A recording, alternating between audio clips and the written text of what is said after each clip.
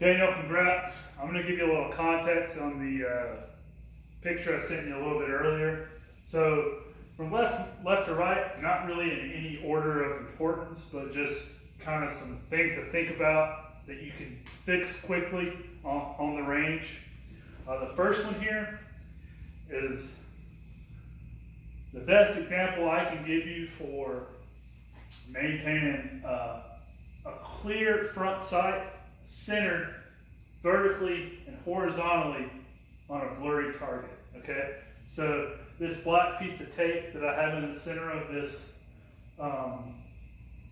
little outline here is just supposed to be, that's what it's supposed to look, a crystal clear front sight post.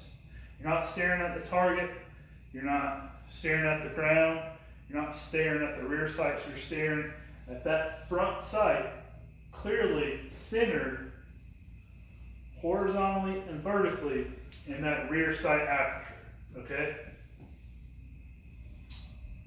So you'll see, you probably can't see it unless you zoom in on that text right here. So what it says is the tip of the front sight level with the top edge of the rear sight. So what that means for a Glock, a stock Glock 22 or any stock Glock that has these white plastic sights, is you're going to build your snowman. So essentially you're going to have 3 white dots in a row. So when you present and you find your sight with you find your front sight with your eyes, you're going to see, you want to line up straight across those 3 dots. You're going to build that little snowman. Now, the last one here is what a lot of people, you can drop shots a lot with your trigger pull or with your trigger squeeze or whatever you want to call it. I tell myself pinch because that's the appropriate part of your fingertip you want to use it. You zoom in on that picture, I have a index finger that is the most anatomically I could get it centered with my free hand. That's where you want to be focusing on when you are squeezing the trigger, pinching the trigger. Now you can zoom in, it says pinch the trigger, pinch. And within the middle portion of your index finger, it's that right down the middle, it's where you want to focus on. All right, these are all easy fixes on the range. All the other stuff is going to take some time just with firearm manipulation and you get some reps in. But these 3 things you can kind of coach yourself through dry firing. So about the dry firing, so I'm pointing in a safe direction.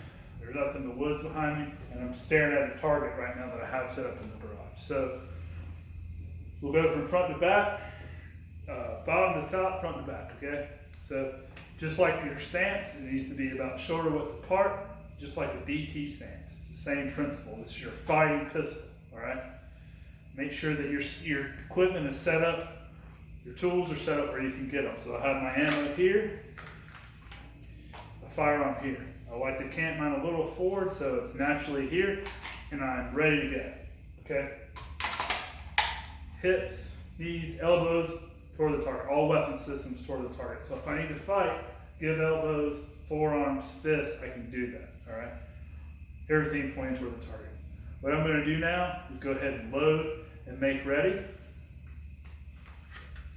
As you can see, this is a dry fire round.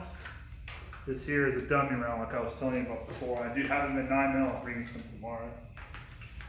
So I'm going to make ready, get my workspace. This is what I like to do.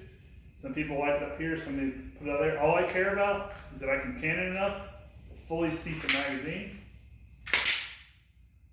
Make it ready, all right? So the weapon top, in theory, okay? Grab the slide and rack it back. A lot of people get caught up in that. And keep doing that until you're proficient, all right? So dry fire. I'm not going to waste time with all that, but I'm drawing. Got my strong master grip with my firing hand. I flip. I point toward the target. And boom. I have a good position here, a good grip. You can see my hands. My thumbs are parallel.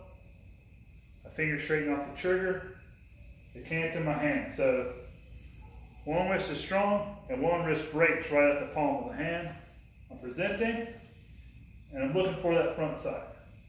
So I'm at the compress ready, presenting, looking for that front side. Compress ready, presenting, looking for that front side. Do that about 10 times. Find that front side, make sure it's centered horizontally and vertically. You want it level with the top of your rear side leg, your rear side after. Okay? That's what you're looking for. Now, always retain it. Always, once you holster, retain it. Holster, retain it. If you need to, got it into the holster and watch it until you're comfortable. Okay? And try to do that with your firing hand, your strong hand. So, you're probably thinking, all right, man, I understand what you're saying about the sight. It kind of makes sense. And how do I keep the sights from moving and keep them on target? Well, it comes with practice. But the thing is, that's why you dry fire. So, point, present, I'm here. And when I'm on the way out, I'm pulling that, I'm squeezing the trigger. All right? And when I'm on the way out, I'm waiting for that trigger to break. All right? On the way out, waiting for that trigger to break. Every shot I just took, my sights were aligned. Right? I presented and I pinched. I pinched on the way out.